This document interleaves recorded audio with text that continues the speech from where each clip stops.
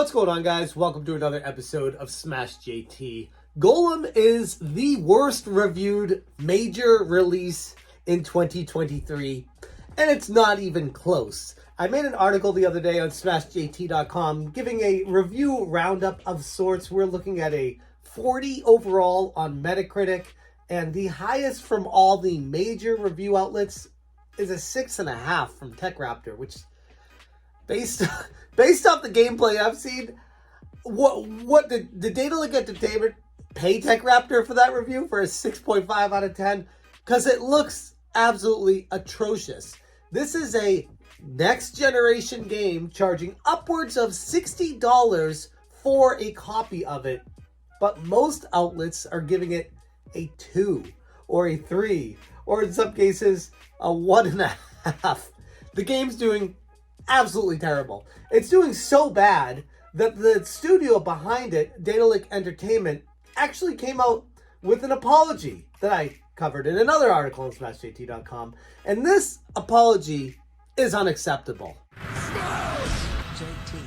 If you're new to the channel, hit that subscribe button and bell for notifications so you do not miss an upload. Also, check out SmashJT.com for all the latest and greatest news and entertainment in the video game world. As far as Lord of the Rings Gollum is concerned, the studio behind it, Daedalic Entertainment, put out an apology. Did they need to?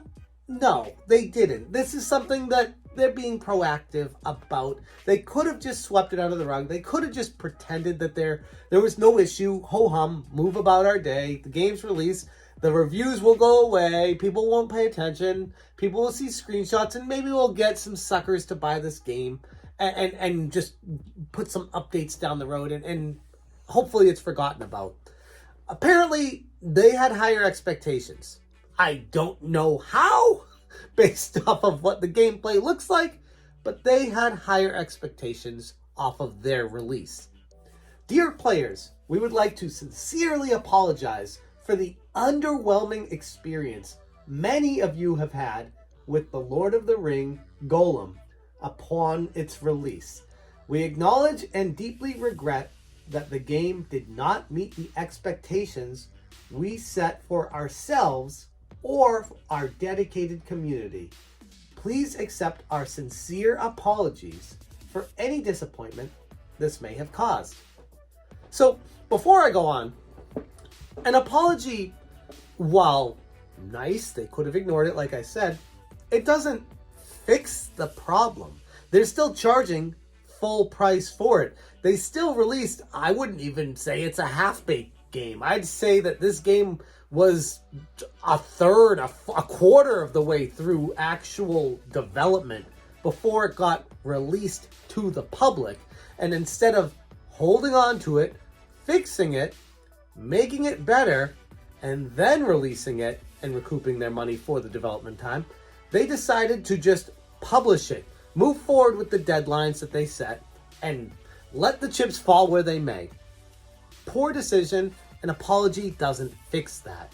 Our goal as a studio and as passionate The Lord of the Rings fans has always been to tell a compelling and immersive story-driven adventure. Crafting a story with Middle-earth as our playground has been the greatest honor and the biggest challenge we have faced so far. So, sounds like they bit off more than they could chew with this game. What else has Daedalic made, by the way? When you go to Daedalic Entertainment's homepage and you click on games, it loads up the Steam store and shows I guess these are their games.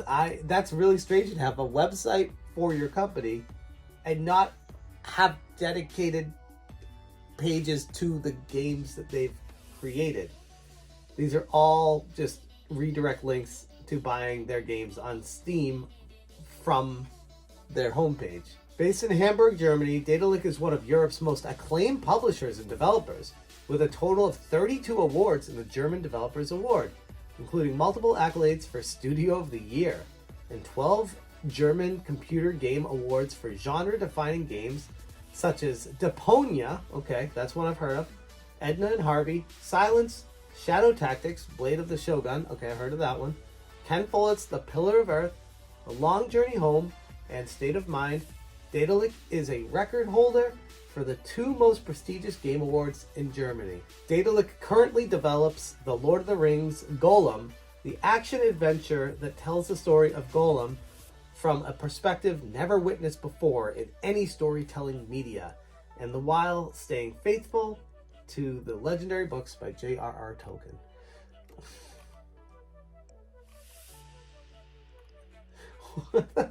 And they have a bunch of memes here. Okay. It's a strange homepage for a game company. Fling to the Finish, Life of Delta.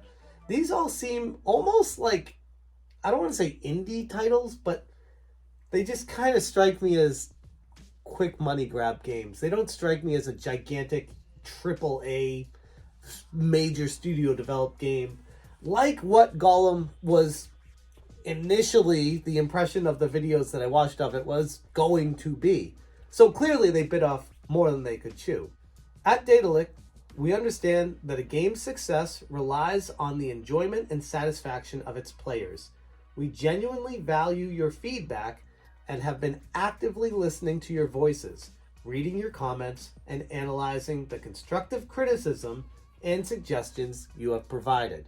Our development team has been working diligently to address the bugs and technical issues many of you experienced. We are committed to providing you with patches that will allow you to enjoy the game to its fullest potential. Many people said that the quests that they were on were glitching, where they couldn't progress, the storyline wouldn't load, that they were getting soft locked in the game and couldn't go any further until there was an update. How the hell did this game get out the door? Once again, we deeply apologize for any inconvenience caused, and we appreciate your understanding during this time. It's a big assumption. We will continue to keep you updated on our progress and provide transparent communication regarding the upcoming patches and improvements. Your passion and dedication as players have been the driving force behind our determination to make things right. Thank you for your support. Sincerely, Daedalic.